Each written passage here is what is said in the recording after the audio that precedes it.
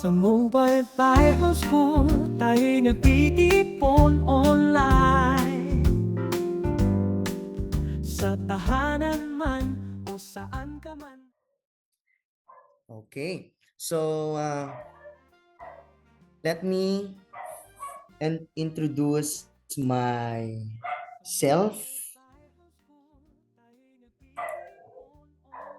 Ayan, so my name is Joseph Allen B. Ilegado, and I am your music instructor here at Mobile Bible School. I graduated Bachelor of Culture and Arts Education at Urdaneta City University. I am a licensed professional teacher, and currently I am a full-time instructor at University of Eastern Pangasinan, Binalonan, katabi lang ho ng Urdaneta City. And I am currently taking Master of Arts in Teaching Music at DIMSU sa may South Luzon campus. I earned a certificate in ministry at Asian Seminary at Christian Ministry Silang Cavite, and I am currently pastoring at Pentecostal Christian Fellowship Church. So, lahat po ng mga achievements na ito ay para lamang po sa ikag-glorify ng atin pong Panginoong Diyos. And I thank God because these educational backgrounds that I have achieved ay nakatulong po sa akin para ako po ay mag-grow sa akin pong Christian life, and ako po ay mas magamit po ng Panginoong Diyos. Ayan. So,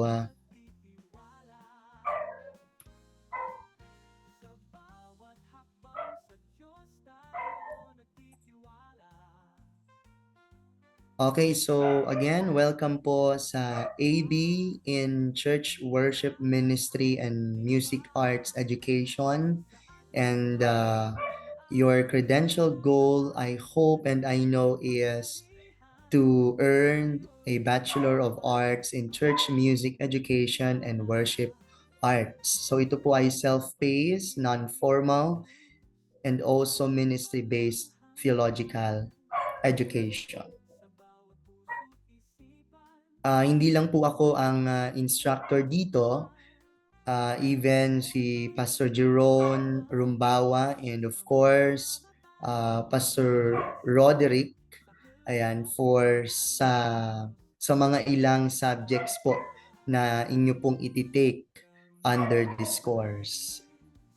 Ayan, so I will be presenting the Zoom class guidelines. Okay, para mas maging interactive and engaging po ang atin pong discussion.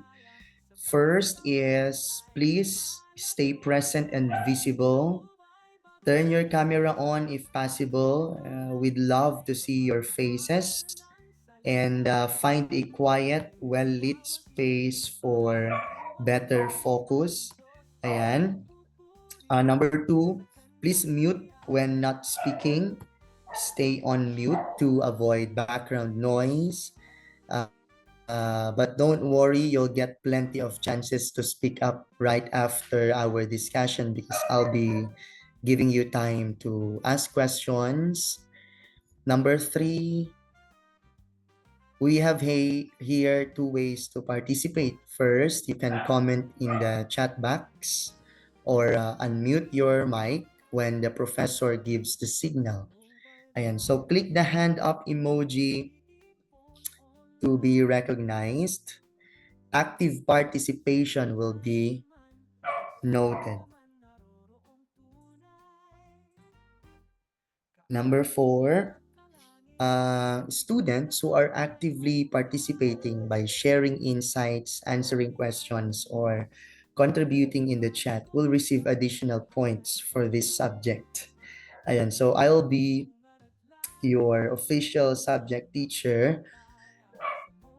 So ma-aware po ako, makikita ko po yun na mga mag-share mamaya ng kanilang mga opinions, ng kanilang mga insights. Number 5, of course, respect and encourage. So respect everyone's time and ideas. And please support your classmates in the discussion. And no multitasking, please. Avoid doing other tasks during class and focus on the topic. It's for your growth.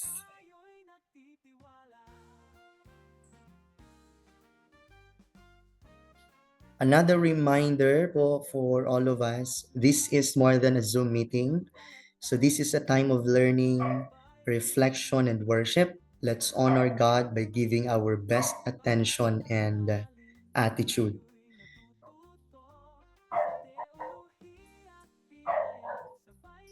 Okay, so welcome to virtual meeting teaser session for our subject, worship leadership.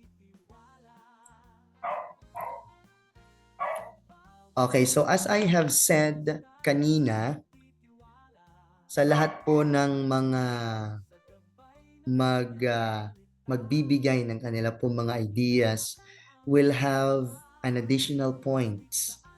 Now, may I ask all of you, brothers and sisters, friends, when you hear the word worship leader, what comes to your mind? Ayan. Let me repeat po the question. When you hear the word worship leader, what comes to your mind? Pwede po pang may magsagot dyan? Mayroon po ba?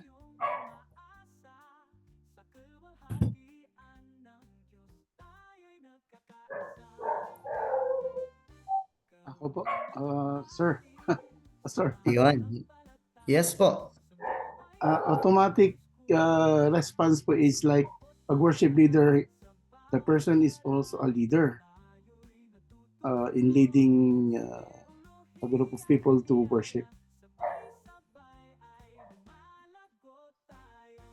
Okay, so thank you for answering. So of course, immediately when we heard the word or the role na worship leader, of course, that person is a leader. Okay, the one who is leading the worship. How about the other po? Kapag narinig po natin ang worship leader. Good evening po. Ako pa, Pastor, may sagot po ako sa when I hear the word worship leader. Para sa akin po, it's not just worship leading, it's not just singing in front. Pero it's someone who is spiritually prepared and someone who is leading the congregation or the souls to the kingdom of the Lord. For me, that is worship leader. Praise God. So, thank you po for that response. So, hindi lamang nililid ang congregation, but also let us mark or highlight the word preparedness. Yan, ang ganda naman ho ng sagot na yun. How about the others? Thank you, Brother Kai Reyes. Ayan, for that answer. How about the others po? Yes, hello po. Good evening. Rinig po ba ako? Yes, apo, you are recognized.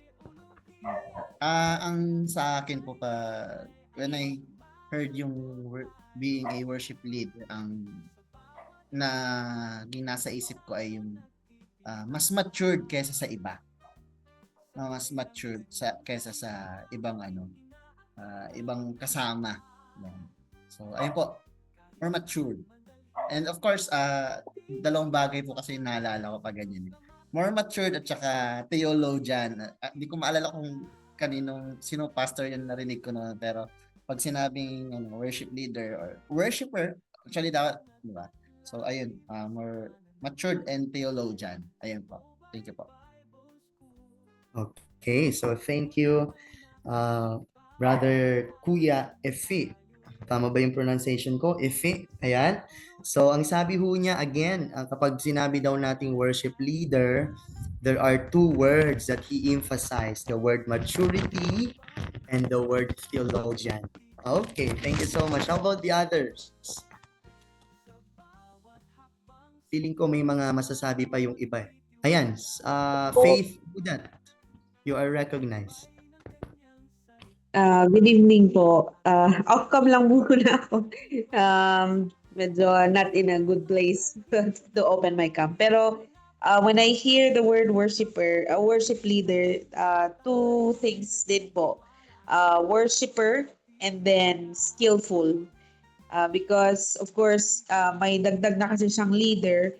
You cannot also lead if you don't have the skill. So he is or she is a worshiper at the same time skillful. Yun lang po.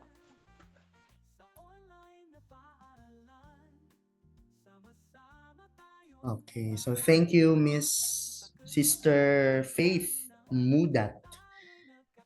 Ang sabi ho niya, skillful and worshiper. Ayan. So how about the others? Good evening po, sir. Pastor.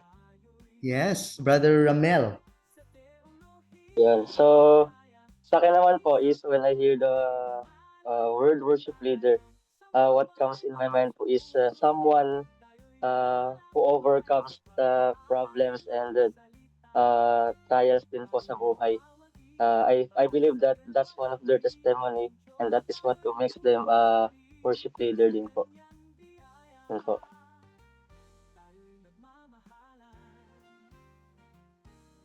Okay, thank you, Mr. Ramel. Kapag sinabi daw nating worship leader, an overcomer, ayan, the one who overcame or he or that person experienced overcoming problems by the grace of God. O nga naman, ano? Kasi alam naman natin na kapag na-overcome natin or nasusolusyonan yung mga problema natin sa tulong ng Panginoon, doon tayo mas nalalapit sa Kanya. Ano? Okay, at yun yung magiging motivation natin na i-worship si Lord. Okay, thank you so much, Mr. Ramel Pocho. Meron pa ba? Meron pa bang gustong sumagot diyan? Hello sir, good evening. Yes. Good evening. Yes po, pwede magtanong sir. Ay, ano po yan? Itong tungkol po dito sa sa when you hear the word worship leader, what comes to your mind? What is the qualification of a worship leader in the inside of church during the services, sir? Oh, actually, later po mabibigyang linaw po natin yung pagdating sa kung ano ang qualifications and definitions ng worship leader. Okay, I am just inquiring or knowing your ideas po muna before po tayo mag-delve in sa atin pong yes, po. Yes, sir. Pupunta po Sorry tayo po. dyan. Yes, Yes po. po, sorry. Pastor mo ba kayo or musician? Pardon, sir? Pastor mo ba kayo or musician or anong area nyo po sa church?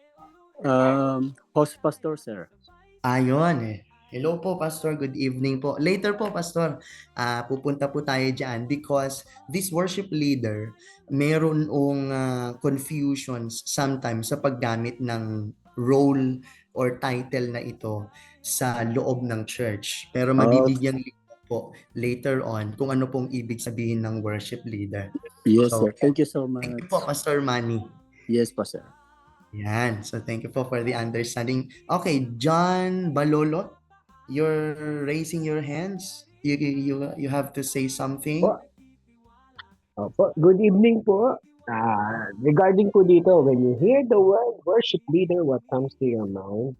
Sa akin po, someone na isinuko niya yung kanyang will sa Lord, being led by the Holy Spirit, and at the same time, leading the congregation to worship God. Yun po. Pakiulit po yung first na answer ninyo. Po.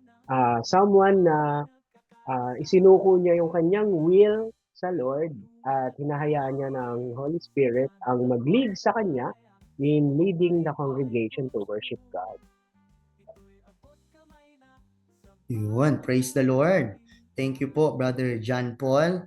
So again, ang sabi niya, surrendered will at spirit-filled na Kristiyano na nagli-lead sa mga members ng church in worshiping the Lord.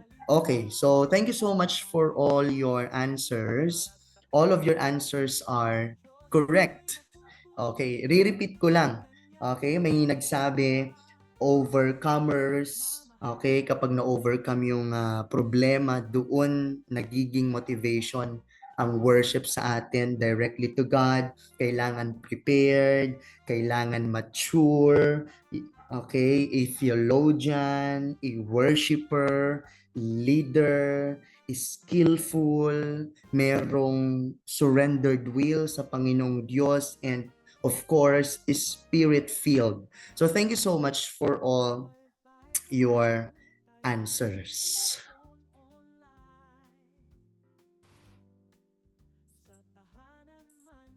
Now, just a devotional thought before we will be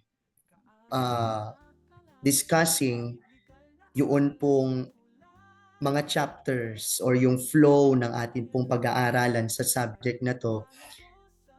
Being a worship leader is not just a role, it's more than a role, it's a calling. Because in John chapter 4 verse 23 to 24, it says, "Yet a time is coming and has now come when the true worshipers will worship the Father in the Spirit and in truth. For they are the kind of worshipers the Father seeks. God is a Spirit, and His worshipers must worship in the Spirit and in truth." So first of all, ang sabi po kanina, ano ba ang qualification ng pagiging worship leader? A worship leader based on the Word of God is a worshiper in the Spirit and in truth. That is the kind of worshiper that Father seeks. Next po. And also in Psalms chapter 78 verse 72, ang sabi, "And David shepherded them with integrity of heart, with skillful hands he led them."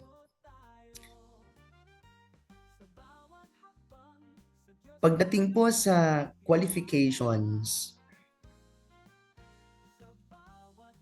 the term worship leader, generally, ginagamit po kasi siya sa church. Ang worship leader po talaga, generally, si pastor. Kung sino po yung host pastors sa loob ng church. But for the sake of our subject, kapag sinabi po nating worship leader, the one who is standing in front or at the back of the pulpit, leading the congregation in worshiping God through music. Always remember that music is not the worship. Music itself is not the worship. We are just using music to worship God. Kaya hindi po pwede na kapag wala ng music, hindi ka na makapag-worship. Okay po? Now, pagdating po sa area sa music team, hindi lamang ho kailangan mapuso ka sa ministry mo. Kailangan skillful ka din. Kaya nga meron tayong Psalms chapter 33 verse 3 na kailangan nating i-glorify si God, kailangan nating i-worship si God skillfully. Kaya meron tayong ganitong klase ng course because this will surely help us. Okay, so let's move to the 5 dimensions or 5 chapters of the subject worship leadership. The first is the chapter 1 is the definition and doctrine of worship leadership. That is the chapter 1.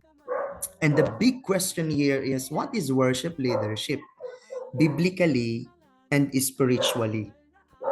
Ang key topics po natin dito for this chapter is, we will be defining the duty of a worship leader. Ano nga ba ang worship leading? And it says here na kapag sinabi natin worship leading, you are guiding people to encounter Christ. You are guiding people in worshiping the object of worship, and that is God. That is Jesus Christ. That is why we will be addressing the question here, who are you leading people to when you lead? Ibig sabihin po, mga kapatid, do people see Jesus more clearly because of your leadership? Pangalawa is the doctrinal depth. Okay? A worship leader must be grounded in scripture and church mission. So the question here is your worship leadership biblically informed? Pangatlo, which is a dual role. Ang isang worship leader, director on stage, and disciple of stage. The question that we will be addressing here is, are you growing while leading? The next one is devotion to deity, or your devotion to God, wherein it emphasizes that our worship points others to Jesus. Yung worship leading natin, point others to Jesus alone, not ourselves. So do people see Jesus or just voice? Yung bang boses natin o yung talent natin ang nai-emphasize? And then we will be debunking distortions. Ano ba yung mga wrong mindsets? Ano ba yung mga wrong perspectives? Ano ba yung mga wrong na opinions? Ano ba yung mga misconceptions pagdating sa paglilid ng worship? So what a common wrong idea you've seen about worship leaders? So dito, we will have discovery. We will be discovering the definition, the biblical definition of worship leadership. And also, kung makikita ho natin dito, the question, are you growing while leading? On this chapter 1, you will be having an assessment. You will be assessing yourselves. And also observations. We will look around.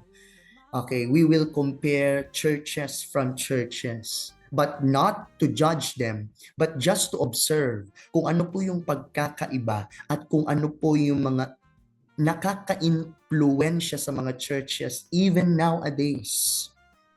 Kailangan nung ma-clear natin yun. Because sometimes nagiging performance na lang ang worship. Lalo na ho sa music ministry. Sabi niyo po kanina, ang isang worship leader dapat prepared, dapat matured. So I know and I believe na iba't iba po ang ating motivation and reasons why you're here this night. And I I'm praying that the Lord, after taking this course, ay malilinawan po tayong lahat patungkol po sa ating buhay bilang kasapi ng worship or music sa atin po mga churches. Let's go to the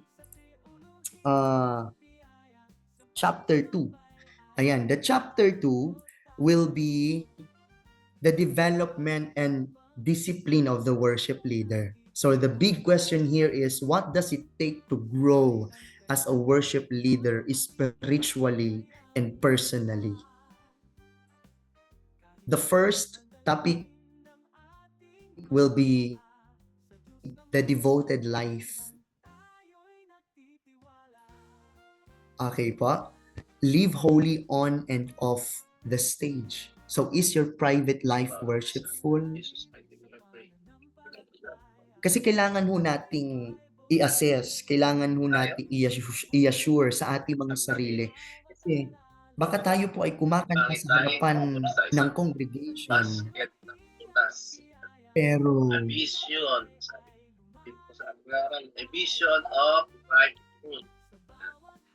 Isa na naman po itong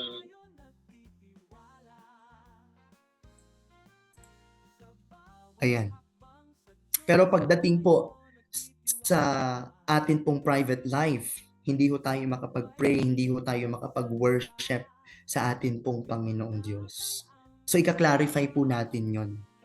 Pangalawa, daily disciplines. Ano nga ba yung mga habits or lifestyle at ano po yung mga practical na principles mula sa salita ng Diyos para tayo po ay mas maging effective as a worship leader.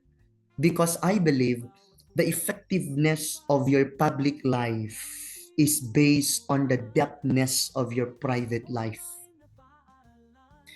Or in other words, the effectiveness of your public ministry is based on the depthness or the deepness of your private life, your relationship with Jesus. That is why we will be deepening as well the character. Ano yung mga character na focus natin dito? Humility, integrity, and love. What heart attitudes do you need to develop? Pang-apat po, dual emphasis. Okay, ibabalance po natin dito yung skill and spirituality. Are you growing both in talent and character? Kasi baka mamaya magaling kumanta, pero ang pangit naman ng ugali pag nasa labas ng church. Direct na po ako So kailangan ho nating i-assess yun. Sige, ikaw na yung magkumanta kasi magaling ka namang kumanta. Kumakanta ka naman sa school eh. Panglima, the dangers to development. Yung pride, comparison, and laziness. Naku, may mga part po ng music sa music team na tamad mag-practice. Basta-basta na lang pumupunta doon sa harapan para mag-play ng mga instruments o kaya naman si vocal leader ay talagang hindi man lang nag-vocalize tapos sigaw ng sigaw hanggang sa nasira na yung boses. Ayan, so pag-aaralan din po natin yan kung papaano ba alagaan ng ating mga boses. Kasi kailangan ho nating alagaan ang ating, you know what? Historically, ang sabi ho nila, ang atin pong vocal cord, ang human instrument to worship God. Ang ating mga bunganga. So kailangan nating pangalagaan ang atin pong mga sarili bilang part po or bilang mga worship leader. Okay? And then pride. Ayan. At saka comparison. Paano ba natin ma-overcome Yung mga ganyan. Ano bang mga principles na salita ng Diyos? So, which danger tempts you most? Sa chapter 3 naman ho, we will be tackling the demonstration of servant-driven leadership. So the big question here is, what does it mean to lead like Jesus? So the key topics here is first, divine design. Jesus is the ultimate worship leader. So titignan natin yung life ni Jesus. How did Jesus lead them? Number 2, discipling the devoted. So you as a worship leader, you need to lead your team in faith and growth. So are you a leader or just a vocalist? The next is demeanor of dependence. So matututunan natin dito kung paano mag-lead with humility and prayer. Do you really more on self or spirit? Next is deepening dialogue. Paano ba tayo magkaroon ng healthy communication in the team? How well do you connect with others? Yan, I believe napaka-importante po nito, mga kapatid. And also, we will be studying how to deal with disputes. Paano ba mag-handle ng conflict with grace and truth? And can you lead through tension? Kapag meron ng problema, paano natin i-handle? Baka mamaya, may mga pangyayari ho kasi sa mga music team na yung vocalist or music leader ay nagtampo or merong nag-away sila or may misunderstanding yung isang instrumentalist, and then hindi na siya, ayaw niya nang mag-play. Paano kaya natin yon i-handle? Paano kaya natin yon i-resolve with grace and truth? So may mga practical process po tayong mapag-uusapan regarding these things. Next, chapter 4, the design and direction of worship services. The big question here is, how do we plan worship services that glorify God and edify people? The key topics here is first, dynamic dimensions. We will be tackling parts of worship. What makes a service engaging and Christ-centered? Number 2 is doctrinal design. Dapat yun po mga kanta na pinipili at pinapakanta natin, dapat biblically sound. Hindi lamang po siya just emotional driven. So ang sabi po kanina ng isa sa atin, ang sabi niya, ang worship leader is theologian. So are your worship sets theologically rich? Ina-assess ba natin yung mga lyrics na pinapakanta every Sunday? Number 3 is discerning decisions. Song choices. Napakahalaga ho ng song choices every Sunday, mga kapatid, that build faith. Do you pick songs on lyrics or popularity?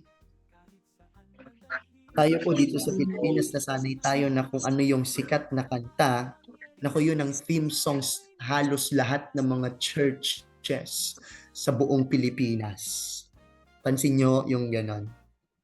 Kahit na hindi man related na doon sa message ni Pastor, sige, dahil yan ang sikat, yan ang ipapakanta natin. Next Sunday, yun na naman. Third Sunday, yun na naman, hanggang sa the whole month yun ang pinapakanta. Hanggang sa yun na lang ang memorize ng buong congregation. Because here, as a music leader, we have to collaborate with pastors. Kasi may mga iba't ibang klase tayo ng mga kanta. There are songs that edifies people but will not directly worship God. Kung naalala niyo po, merong sinabi si Apostle Paul in Ephesians chapter 5 verse 9. We have these psalms, hymns, and spiritual songs. Kapag sinabi mo nating psalms, it is refers to the book of Psalms in the Old Testament. Am I right? Ibig sabihin ng psalms, we can sing scripture-based songs to remind us of God's word and promises. Like Psalms chapter 23. Ayan, pwede nyo gawan ng tono yan. Pwede po mga kapatid. And then ipakanta po natin sa ating church. Pwede. Hymns. Kapag sinabi naman ho nating hymns, these are the songs of praise and doctrine that focus on the greatness of God, the greatness of Christ, and the greatness of the Holy Spirit. In early Christianity, ang hymns po mga kapatid were structured to teach theology. Katulad po ng mga How Great Thou Art. Then sings my soul, my Savior God to thee. How great thou art, how great thou art. I hope na may mga kinakanta pa ho natin yung mga hymnals doon po sa ating mga churches na talagang theologically composed yung mga ganong klase ng mga kanta. And hymns help us declare the truth about God and anchor our worship in sound doctrine. And yung pangatlo na sinabi ni Apostle Paul is the spiritual songs. We have psalms, hymns, and spiritual songs. And these spiritual songs are more personal. Ayan. May mga songs of testimony, may mga songs of exhortation, spontaneous praise songs, mga contemporary worship songs, or even songs that speaks of our relationship with God. It's more on personal. At doon po papasok yung ilang mga songs that edifies the church, the members of the church, but will not directly worship God. So kailangan, bago po natin ipakanta sa congregation, let us examine first the lyrics of the song. Baka mamaya, sinasabi natin kinakanta natin para sa Diyos, para lang pala sa edification ng church. So we have to be aware of that, and on this subject, matututunan po natin kung ano nga ba yung mga kailangan nating specifically, ano nga ba yung mga kailangan nating i-check, i-include at i-exclude. And lastly, driven direction. So we will be learning here how to lead with conviction and clarity. So do people understand your purpose when you lead? Sino ho dito yung bago ipakanta ni worship leader, tinatanong pa, bakit mo ipapakanta yan? Anong message ni Lord sa'yo? Ayan.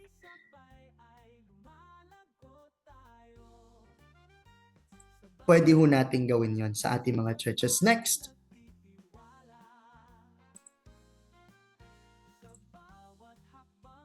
Ayan, ang chapter 5 po, mga kapatid, speaks